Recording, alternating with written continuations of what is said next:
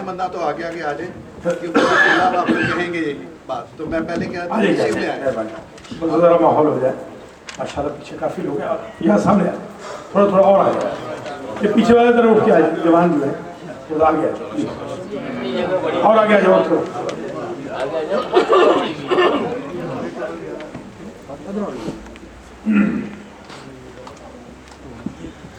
اعوذ باللہ من الشیطان الرجیم.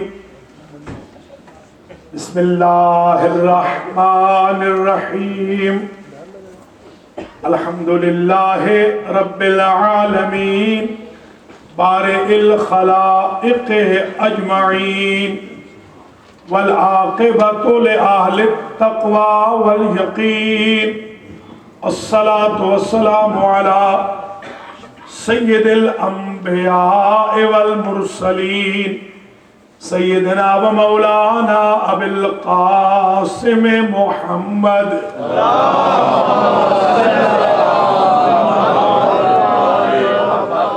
ثم الصلاة والسلام علی اہل بیتہ الطیبین الطاہرین المعصومین. اما بعد فقد قال اللہ سبحانہ وتعالی فی کلامہ المجید وفرقانہ الحمید وہو اصدق الصادقین. بسم اللہ الرحمن الرحیم. انا زینا السماء الدنیا بزینت الکواکب. سلام.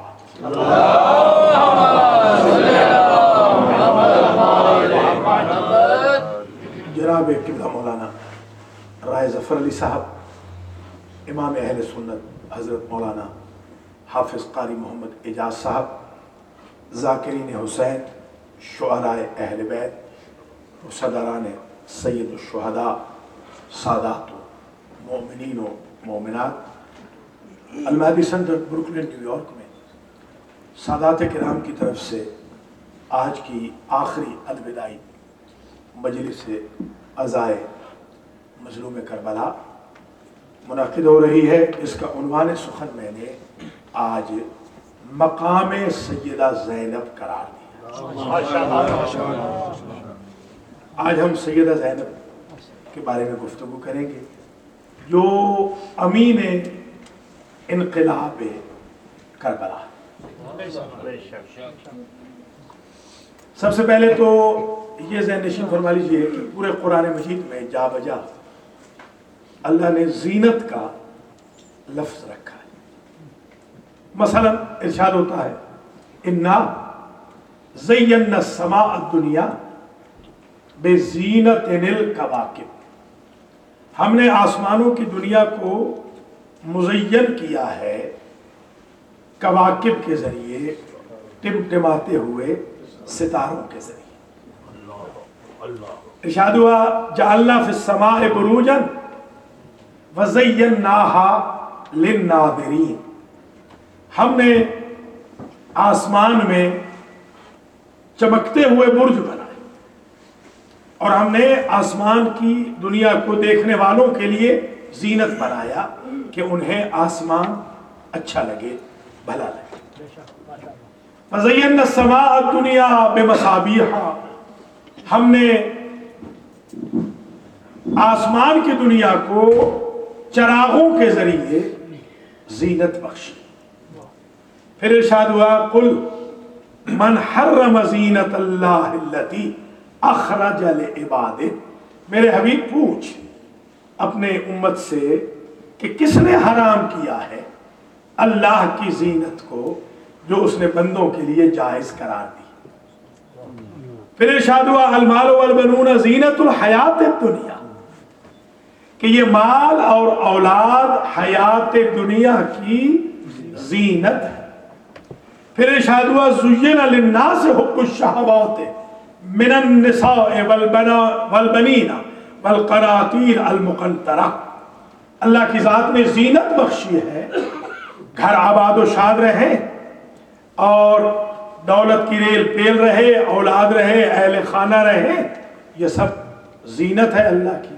عورتوں کی زینت کا ذکر کرتے ہوئے کہا ولا یبدین زینتہن الا لبعولتہن، ان کو بھی اجازت دی گئی ہے کہ زینت کریں مگر محرم کے لیے، نامحرم کے لیے نہیں۔ مردوں کے لیے بھی زینت، عورتوں کے لیے بھی زینت، آسمانوں کے لیے بھی زینت، مال اولاد بھی زینت، ریل پیل بھی زینت، اور پھر جملہ رکھا قرآن نے انا جعلنا ما علی الارض زینت لہا، زمین کی ہر نعمت کو ہم نے زینت بنایا ہے لوگوں کی۔ آسمان بھی زینت، زمین بھی زینت، کواکب بھی زینت، سماء دنیا بھی زینت، مصابیح بھی زینت، زیناها للناظرین بھی زینت، بروج بھی زینت، اولاد بھی زینت، مال بھی زینت، روپیہ پیسہ بھی زینت، اہل خانہ بھی زینت، جو کچھ روئے زمین پر ہے وہ زینت ہی زینت ہے۔ تو جب اتنی آیتیں حضور کے ساتھ حضور نے پڑھی تو کسی نے سوال کیا اگر ساری زینتوں کو ایک جگہ اکٹھا کرنا چاہیں تو کوئی کرائیٹیریا بتائیں؟ فرمایا زینت الارض الرجال و زینت الرجال علی بن ابی طالب۔ نعرہ تکبیر، نعرہ رسالت، نعرہ حیدری۔ اب سمجھ میں آئی بات کیوں کہا تزینوا مجالسکم بذکر علی ابن ابی طالب، تاکہ تمہاری ہر مجلس منحوس ہونے سے بچ جائے، مزین رہے ذکر علی کے ساتھ۔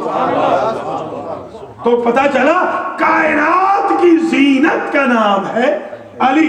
اب جملے کی قدر کرنا، ساری کائنات کی زینت سمٹ کے آ گئی وجود علی میں، اور اس علی کی زینت کا نام ہے زینب۔ اللہ اکبر۔ اب سمجھے زینب کا مطلب ہے زین و اب، جو باپ کی زینت ہو۔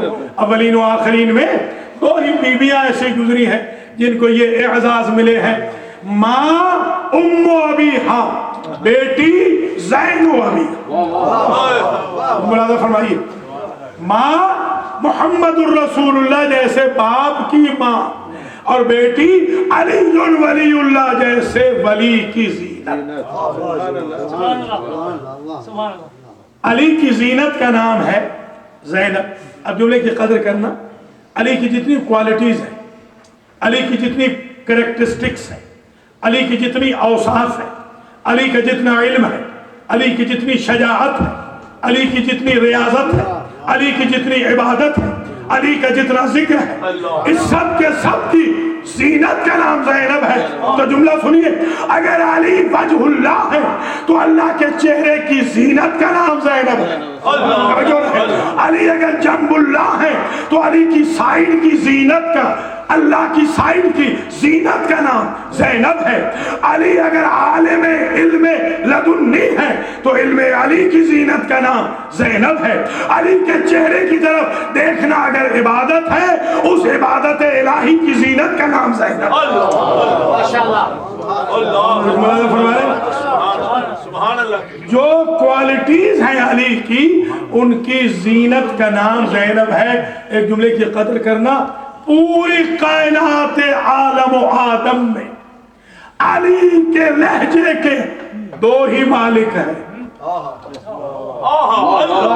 جملہ کہوں، پوری کائنات میں علی کے لہجے کے دو ہی مالک ہیں، ما فوق العرش خدا اور دربار میں سیدہ زینب۔ ہاتھ اٹھا کے نعرہ لگانا ہے، نعرہ تکبیر، نعرہ رسالت، نعرہ حیدری۔ نئے خوشنودی محمد و آل محمد صلوات۔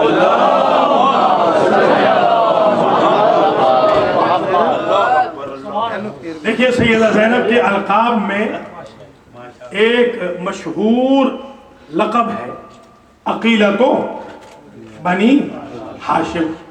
اللہ آپ کو لے جائے زیارت پہ، آپ وہاں دیکھیں گے لکھا ہے بہت موٹا، عقیلۃ مرقد عقیلۃ بنی ہاشم۔ قد آدم وہاں بورڈ لگا ہوا ہے، یہ آرام گاہ ہے اس کی جو بنی ہاشم کی عقیلہ. بڑا عرصہ میں نے سوچا کہ لقب عاقلہ کیوں نہیں, لقب عقیلہ کیوں. عاقلہ بھی بہت منزل کی بات ہے, عاقلہ لقب نہیں, عقیلہ کیوں ہے؟ تو اس میں سمجھنا پڑے گا ان کے بابا کا نام علی نہیں, علی ہے. وہ نبی کے ناصر نہیں, نصیر ہے. علی وہ ہوتا ہے جو کبھی بلند ہو کبھی بلند نہ ہو. ناصر وہ جو کبھی مدد کرے کبھی نہ کرے. عاقل وہ جو کبھی عقل مند ہو اور کبھی عقل مند نہ ہو.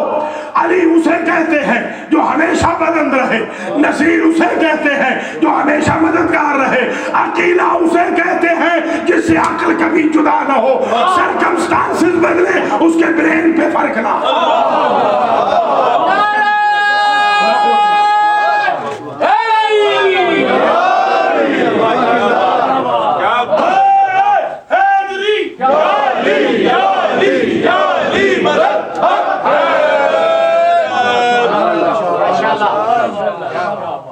اب آپ کو سمجھانے کے لیے کہہ رہا ہوں کہ ان پڑھوں میں پڑھا لکھا ہونا یہ تو کمال ہے, پڑھے لکھوں میں پڑھا لکھا ہونا یہ اور کمال ہے. عجیب منزل فکر روٹین ہے ان پڑھوں میں پڑھا لکھا ہونا, مگر پڑھے لکھوں میں پڑھا لکھا ہونا یہ بہت بڑے کمال کی بات ہے. جس خاندان کی ہر فرد عقل مند ہو, جس خاندان میں نام کے بھی عقیل گزرے ہو, کوئی توجہ کر رہے ہیں نا, جس خاندان میں کوئی غیر عقل مند نہ ہو اس خاندان میں عقیلہ کہلانا فاطمہ کی بیٹی کا کمال ہے. اور جس خاندان میں ہر ایک خوبصورت ہو اس میں قمر بنی ہاشم کہلانا ام البنین کے لال کہلانا.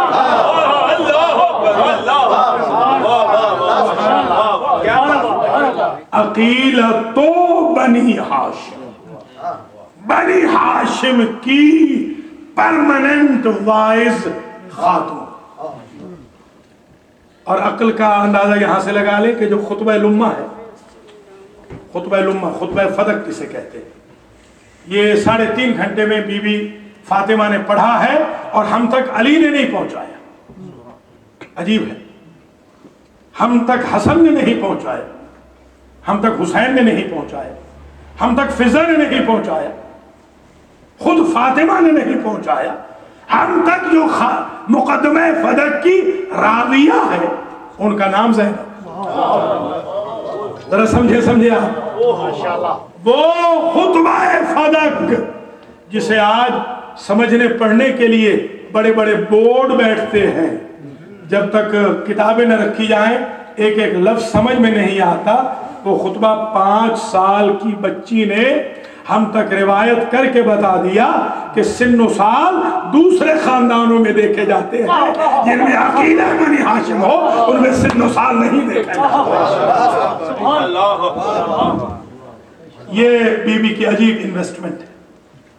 اور پھر یہ بھی ذہن نشین فرما لیں, ایک لقب ہے بی بی کا شریکت الحسین. آپ نے تو اس کو صرف یہ مصائب پہ سمجھا ہے نا کہ مصائب میں شریک ہے. آئے ذرا دوسرے پہلو سن لیجئے, ایک اور پہلو بھی ہے اس کا, مقام زینب ذہن میں رہے. وہ پہلو یہ ہے کہ قرآن کہتا ہے اذهب الی فرعون, اے موسیٰ فرعون کے دربار میں جائیے. آپ جائیں فرعون کے دربار میں جا کے تبلیغ کریں. انہ طغی, اس نے سرکشی کی ہے, وہ باغی ہو گیا ہے, طاغی ہو گیا ہے, اس کو جا کے تبلیغ کریں. قالا, موسیٰ علیہ السلام کہنے لگے حاضر ہوں مگر ایک ڈیمانڈ ہے.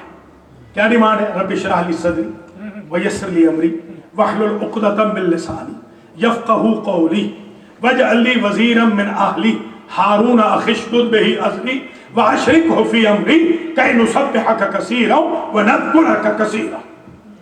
جانے کے لیے تو تیار ہوں مگر شرط یہ ہے کہ شرح صدر عطا کر, میری زبان کی گرہ کو کھول دے.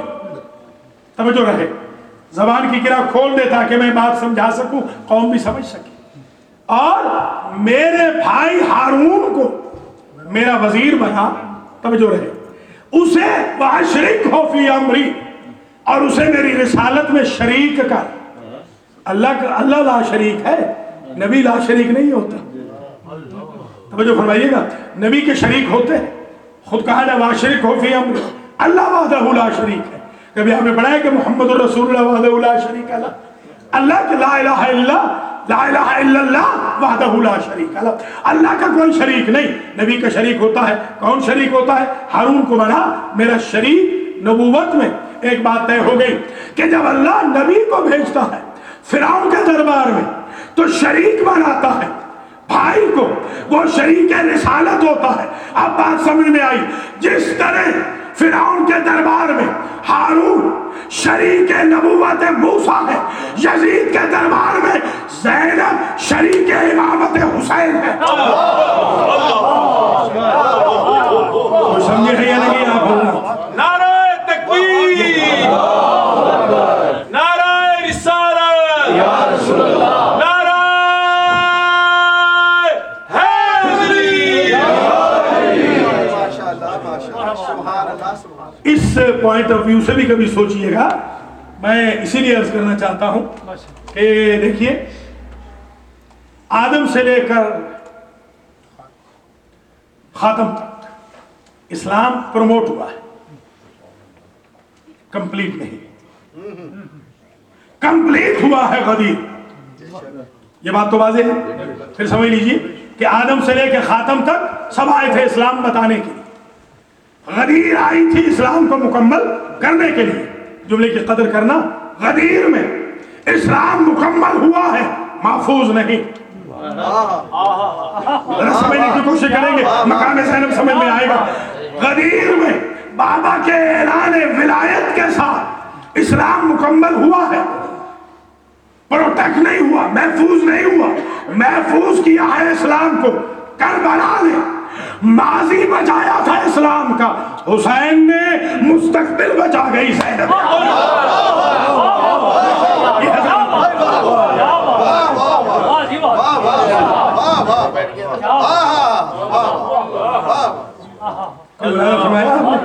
مقام زینب سمجھا کیا؟ اللہ اکبر. یعنی میں کہنا یہ چاہتا ہوں، جی ہاں میں کہنا یہ چاہتا ہوں کہ اگر حسین ابن علی نہ ہوتے تو نانا قدی عرب کے ریگزاروں میں دفن ہو گیا ہوتا. اگر دین مصطفیٰ کو بچایا ہے تو حسین نے، اور اگر زینب نہ ہوتی تو کربلا کا پیغام کربلا کے ریگزاروں میں دفن ہو جاتا. حسین محمد کے پیغام کو نکال کے لے آئے تو زینب حسین کے پیغام کو لے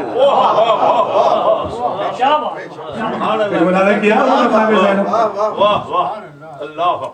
یہی وجہ ہے کہ یہ القاب ہے جناب سیدہ زینب سلام اللہ علیہا کے. یہ بھی ذہن نشین فرما لیجئے کہ میں آج سے میرے خیال میں اللہ ظاہر اگر میں خطا نہیں کھا رہا 18 سال پہلے کی یہ بات ہے جو آج میں عرض کر رہا ہوں. میں قاری صاحب روضہ جناب زینب سے روضہ جناب سکینہ کی طرف چلا. یہ روٹین ہوتی ہے جب میں جاتا ہوں. تو وہاں جب پہنچا تو زیارت کرنے کے بعد ایک نانوائی کی دکان ہے، خباز جسے کہتے ہیں، روٹی والی، روٹی کا پلانٹ جو ہوتا ہے، وہاں میں پہنچا اور میں نے روٹی والے سے پوچھا کہ عرب سے کہ اتعرف یزید ابن معاویہ، کیا یزید ابن معاویہ کو تو جانتا ہے؟ تو اس نے عجب جملہ کہا. اس نے کہا انا ابن یزید، میں یزید کی نسل سے. تو میں تو بڑا حیران ہو گیا کہ اب تک حسین زادے دیکھے تھے، آج یزید زادہ بھی دیکھ لیے. میں نے سمجھا کہ بڑی محبت کرتا ہوگا. میں نے کہہ دیا یا شیخ اتحب جدک یزید، کیا تجھے اپنے جد یزید سے محبت ہے؟ وہ اپنی دکان چھوڑ کے باہر آ گیا اور اس نے کہا کہ شیخ تو نے میری صبح منحوس کر دی. کس کا نام لیا؟ خدا کی قسم. دیکھیے اس نے کہا تو نے میری صبح کو منحوس کر دیا. یا شیخ انی العنو علی جدی یزید صباحا و مساء کل یوم کل شہر کل سنت. اللہ اکبر. اس نے کہا صبح و مساء، ہر روز، ہر ہفتہ، ہر سال، ہر مہینہ میرا وظیفہ یہ ہے کہ صبح ہوتے ہی شب ہوتے ہی میں اپنے جد یزید پہ لعنت کرتا ہوں، لأنه قتل ابن بنت رسول اللہ، اس لیے کہ وہ قاتل حسین تھا۔ میں نے اسی وقت رخ کیا شاہ نجف کا، میں نے کہا مولا میں تقابل کا قائل نہیں، یہی شام کا ملک تھا نا کہ صفین کے باوجود آپ سے فتح نہ ہو سکا، جو فتح آپ کی ذوالفقار نہ کر سکی وہ آپ کی زینب کے 2 خطبوں نے کر لیا۔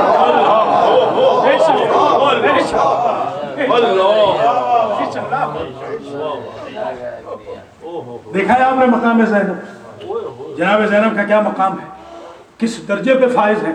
ایک جملہ اور سن لیجئے، دیکھیے یہ جو والقمر قدرناہ منازل حتی عاد کالعرجون القدیم والشمس تجری لمستقر لها ذالک تقدیر العزیز العلیم۔ یہ شمس کے لیے ایک مدار معین ہے سورہ یاسین میں، قمر کے لیے بھی ایک محور معین ہے، نہ چاند اپنے محور سے ہٹتا ہے نہ سورج اپنے محور سے ہٹتا ہے، کواکب کا اپنا ہے۔ عجیب منزل فکر یہ ہے کہ یہ تقدیر نے محور معین کر دیا۔ اب اگر کسی کے کہنے پر سورج محور چھوڑ دے تو سمجھے کہ ان کا قضاء و قدر پہ کنٹرول ہے باذن الہی، وہ ولایت تکوینیہ رکھتے ہیں۔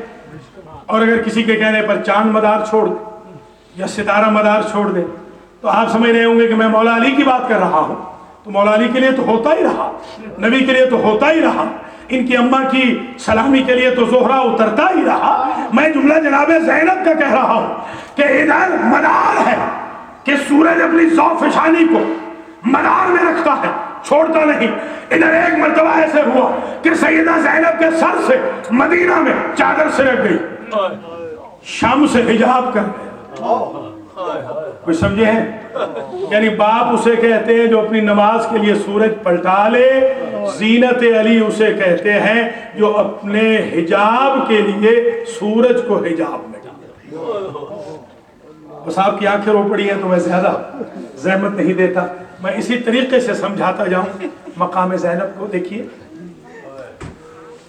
خطیب کے لیے آپ دیکھتے ہیں نا، آپ خطبہ کو اچھی ڈائٹ دیتے ہیں، غذا اچھی دیتے ہیں۔ آپ نے دیکھا ہے عموماً خطبہ بھی پانی استعمال کرتے ہیں یا میڈیسن استعمال کرتے ہیں۔ خطیب کے لیے ضروری ہے کہ ڈائٹ اچھی ہو، غذا اچھی ہو، تاکہ وہ فریش گفتگو کر سکے۔ خطیب کے لیے یہ بھی ضروری ہے کہ اس کی گردن مجبور نہ ہو، تاکہ وہ سر اٹھا کے بات کر سکے۔ خطیب کے لیے ضروری ہے کہ اس کے ہاتھ کھلے ہوں۔ بس آپ قدر کر رہے ہیں ماشاءاللہ، زیادہ میں زحمت آپ کو نہیں دے رہا ہوں، یہ آخری مجلس ہے۔ اللہ سادات کرام کو جزائے خیر جنہوں نے یہ مجلس رکھی ہے۔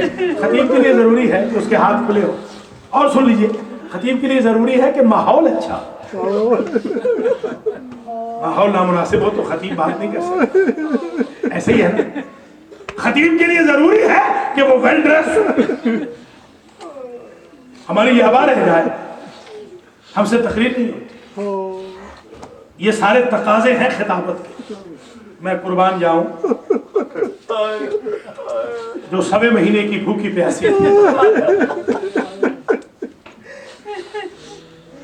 میں دارین کو قربان کر دوں جس کے گردن میں رسی تھی، جس کے ہاتھ پس گردن بندھے ہوئے تھے، جس کا ماحول یہ تھا کہ بھائی کے قاتلوں کا مجمع تھا۔ ویل ڈریس تو کیا، جس کے سر پہ چادر نہ تھی، اس نے حیا سے اپنے بالوں سے چہرہ چھپایا تھا۔ ایسے خطیب کو تو مر جانا چاہیے نا۔ کیا مقام ہے زینب، اس شیر دل خاتون نے کوفہ اور شام کے بازار اور دربار ہلا کے رکھ دی۔ اتنے مجبور بی بی نے اتنے مختار انداز میں خطبہ دیا کہ دنیا حیران ہو، کہتی ہے یزید کد قیدک ومکر مکرک وسع سعیک اللہ ناصب جوہرک۔ اے یزید تو جو کرتب چاہتا ہے آج استعمال کر، جو چال چلنا چاہتا ہے وہ آج چل، جو کوشش کرنا چاہتا ہے کوشش کر، کل یہ نہ کہنا کہ مجھے کسی نے روکا تھا۔ اللہ اکبر، ذرا سمجھیں، جناب زینب کے جملے دیکھیں دربار کے اندر، یزید جو تیرا دل چاہے تو آج کر، ایک بات میں تجھے بتا رہی ہوں، واللہ لا تمحو ذکر اللہ، واہ مقام زینب، بی بی کہتے تیرا نام لینے والا کوئی نہ ہوگا، ہم ہر کوچہ و گلی میں موجود۔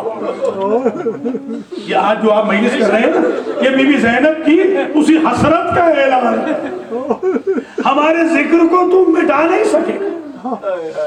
سمجھے ذرا مقام زینب، اللہ اکبر۔ پھر ذرا دیکھیں بی بی کی عظمت، دیکھیں، بھائی ہے بھائی، معصوم وقت، امام وقت، وہ بھی مشورہ کرتا ہے اپنی بہن سے، اور بھتیجا امام وقت ہے، وہ بھی مشورہ کرتا ہے اپنی پھوپھی سے۔ جو امامت کی مشیر ہو اس کا کیا مقام؟ موسیٰ نے وزیر مانگا تھا نا، یہ امامت کی مشیر، اللہ اکبر۔ اور پھر کتنا کانفیڈنس ہے، حسین بن علی چلتے وقت جو وصیت فرماتے ہیں تو کہتے ہیں یا اختی زینب لا تنسینی فی صلاۃ اللیل، مجھے تہجد کی نماز میں فراموش نہ کرنا۔ اس سے دو باتیں سمجھ میں آتی ہیں، ایک تو حسین کو کتنا اعتماد ہے اپنے اہل خانہ پر کہ سرکمسٹانسز جیسے بھی ہوں گے میری بہنیں تہجد کی نماز نہیں چھوڑیں، اللہ اکبر۔ اور پھر جناب زینب یہ کہنا چاہتے ہیں کہ مجھ جیسے امام کو بھی ضرورت ہے دعائے زینب کی، اللہ اکبر۔ ذرا غور فرمائیں، اللہ ایک طرف زینب کو وہ وصیت یاد، دوسری طرف بلوہ عام میں بہن، بلوہ عام میں رونا نہیں، یہ جو کہا تھا بالکل درست ہے، بی بی کو کہا تھا رونا نہیں، یعنی بلوہ عام میں نہیں رونا، دشمن یہ نہ سمجھے کہ ہم ہار گئے۔ بلوہ عام میں بی بی نے لہجہ علی میں خطبے دیے، علی کے ساتھ رہنے والے صحابی غلط فہمی کا شکار ہو گئے کہ کیا قیامت آ گئی کہ علی کا لہجہ سن رہے، پتہ چلا وہ معراج محمد تھی جس میں علی کا لہجہ استعمال ہوا تھا، یہ معراج حسین جس میں زینب کا لہجہ علی کے لہجے کی شکل میں استعمال ہو رہا ہے۔ اور پھر بس میں اس سے زیادہ زحمت نہ دوں، جب قیدیں رہا ہوئی، میں نے بھی بہت سارے قیدیوں کو آزاد ہوتے دیکھا ہے، ان کی فرمائش ہوتی ہے اچھے کپڑے لائے جائیں، اچھا کھانا لایا جائے، ہم اچھا کھانا نہیں کھا سکے، شربت لائے جائے، دودھ لائے جائے، میں قربان جاؤں۔ پہلی حسرت زینب کی یہ ہے، جب عابد بیمار نے کہا قیدیں رہا ہو گئی پھوپھی اماں، اور یزید نے کہا ہے کہ آپ جو مانگیں گے آپ کو دیا جائے گا، معلوم ہے بی بی کیا کہتی ہے کہ فہرست لکھو بیٹا سجاد، سب سے پہلے تمہارے بابا کا جلا ہوا امامہ چاہیے، اس لیے کہ امام حسین کو لوگوں نے جلتی ہوئی لکڑیاں ماری تھی۔ اللہ اکبر۔ ہمیں خون بھرا کرتا چاہیے، ہمیں چھلی ہوئی مشق چاہیے، ہمیں ٹوٹا ہوا علم چاہیے، ہمیں تمہاری بہن کے 2 گوشوارے چاہیے، ہمیں اماں فاطمہ کی چادر چاہیے، ہمیں مخدرات کی چادریں چاہیے، اور ہمیں شہیدوں کے سر چاہیے۔ اللہ اکبر۔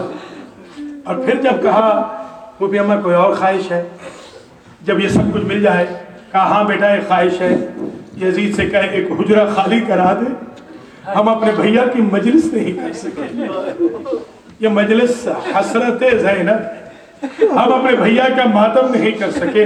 3 دن مسلسل یہاں ماتم ہوا، 3 دن مسلسل کربلا میں ماتم ہوا، نجف میں بھی گئے تھے، نجف میں بھی ماتم ہوتا رہا، راستے میں بھی ماتم ہوتا رہا، اور جب یہ لٹا ہوا قافلہ مدینہ پہنچا، بس میں آ گیا اپنے مقصد پہ۔ سادات کرام، آپ نے یہ واپسی کی مجلس رکھی ہے نا، یہ لٹا ہوا قافلہ واپس پہنچا، علماء سے پوچھئے گا جب گئے تھے 100 سے زیادہ متجاوز محمل تھے، جب مدینہ سے یہ قافلہ چلا تھا 100 اونٹوں سے زیادہ اونٹ تھے، جب واپس آیا تو کل 3 اونٹ۔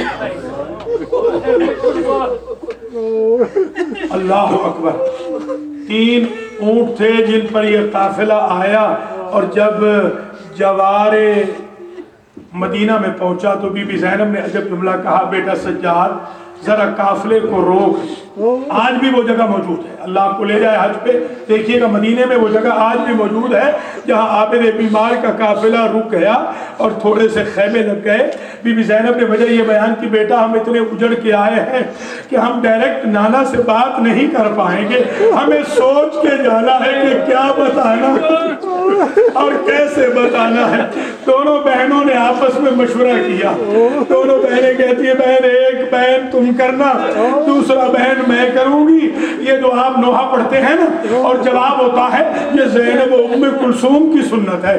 سب سے پہلے نوحہ باقاعدہ زینب نے پڑھا, ام کلثوم نے پڑھا. بہن تم پہلے پڑھنا, پھر میں بہن کروں گی, پھر میں کروں گی, پھر تم کرنا. اب ذرا سنیں بہنوں نے کیا بہن کی ہے.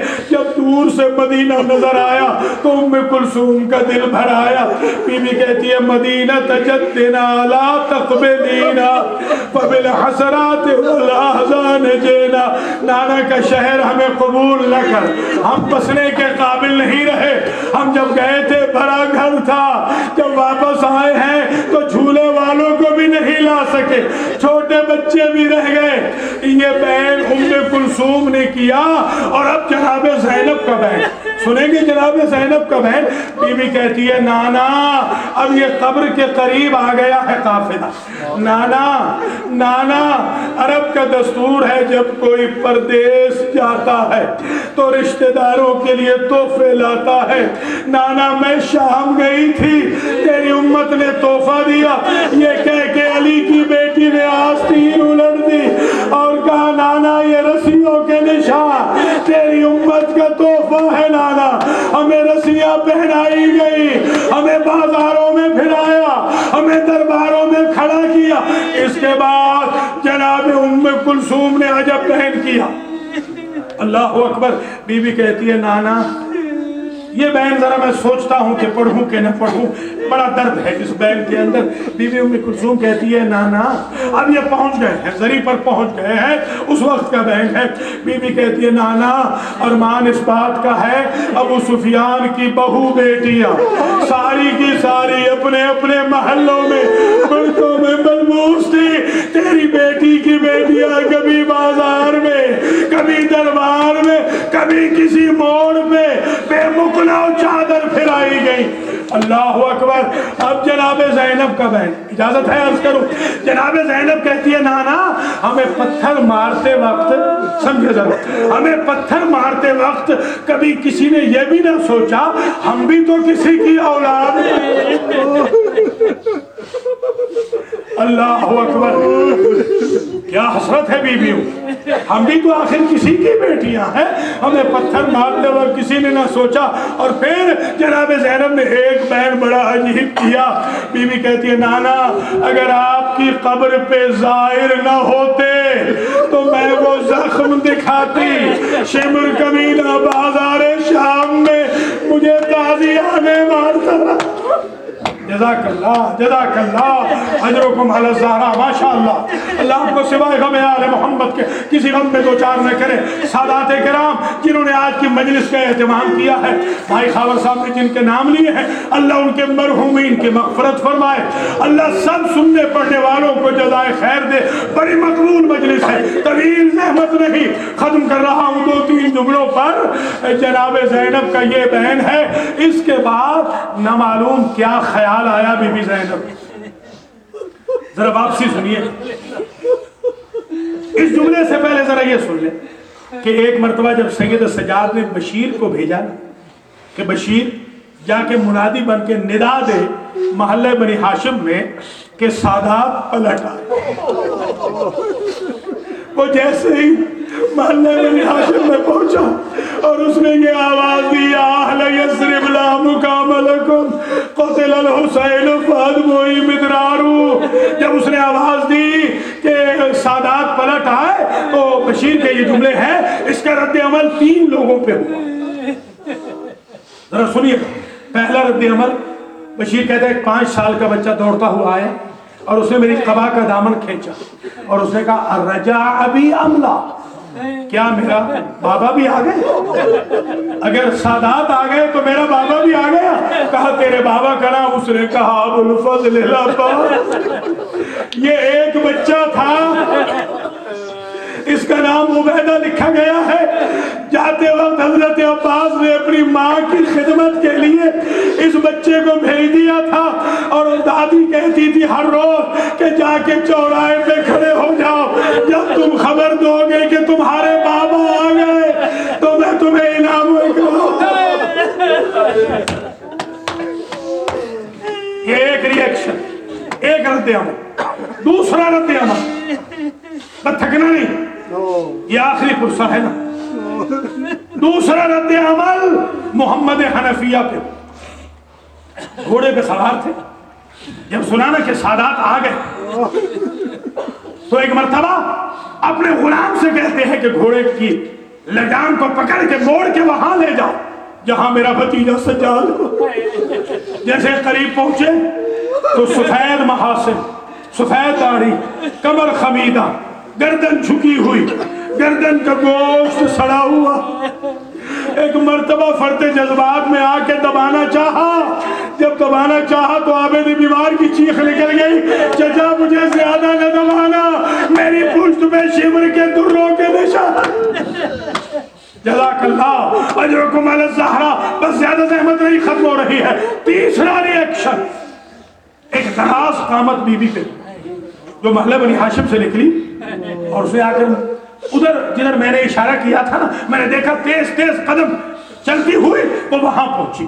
وہاں پہنچ کے اس نے سلام کیا اس بیمار پر، اور بیمار نے عجب جملہ کہا۔ بیمار نے کہا دادی اماں عباس نے کمال کر دیا۔ ایک مرتبہ چیخ نکل گئی، شریف صدقے کا نہیں پوچھتے، میں تو ترکے کا پوچھنے آئی ہوں، میرا حسین بڑا بہادر تھا۔ عابد بیمار بتائے میرا حسین وقت آخر کیسے لڑا؟ شہید سجاد سے برداشت نہ ہوا، کہا دادی اماں میں کیا بتاؤں، آپ کا حسین اتنا غریب ہو گیا تھا، آخری وقت میری پھوپھی زینب نے رقاب فرس پکڑ کے سوال کیا۔ یہ جملہ سننا تھا، رخ پھر گیا ام البنین کا نجف کی طرف۔ نجف کے والی جب زینب رقابیں پکڑتی رہی، تیرا غازی کہاں گیا تھا، تیرا عباس کہاں گیا تھا؟ زینب جو مٹی میں بیٹھی تھی اٹھ کے کھڑی ہوئی اور کہا اماں میرے بھائی کی وفا کا گلہ میرے بابا کو نہ دے، میں نے تو شمر سے راہ شام میں تعریف سنی، شمر کہتا تھا جب میں نے حسین کی گردن کاٹ دی اور میں نے اپنے نجس ہاتھوں کو حسین کی پاک زلفوں میں ڈال کر ریگے کربلا کی طرف حسین کا سر پھینکا تو جاتے ہوئے سر سے 3 مرتبہ آواز آئی، عباس عباس عباس۔ یہ 3 ریئیکشن، اور اب میں ختم کر رہا ہوں 2 اور جملوں۔ جب بیوی قبر پہ کھڑی تھی نا، ابھی روضہ نہیں تھا رسول، ابھی روضہ نہیں تھا، کچی قبر تھی۔ پتہ نہیں کیا خیال آیا بیوی کو، بیوی نے اپنے بھائی کا جگہ جگہ سے پھٹا ہوا خون آلود کرتا تبرکات کے صندوق سے نکالا اور وہ کرتا نبی کی قبر پہ رکھا۔ خدا کی قسم یہ روایت بڑی عجیب ہے، ادھر کرتا آیا ادھر نبی کی قبر کانپ گئی، نبی کی قبر کو زلزلہ آیا۔ زینب عالیہ کا بہن سننا، بی بی زینب کہتی ہے نانا ایک قمیض دیکھ کے قبر لرز گئی، میرے کلیجے کا بھی اندازہ کر، میں 70 قدم پہ دیکھتی رہی، میرا بھائی ذبح ہوتا رہا۔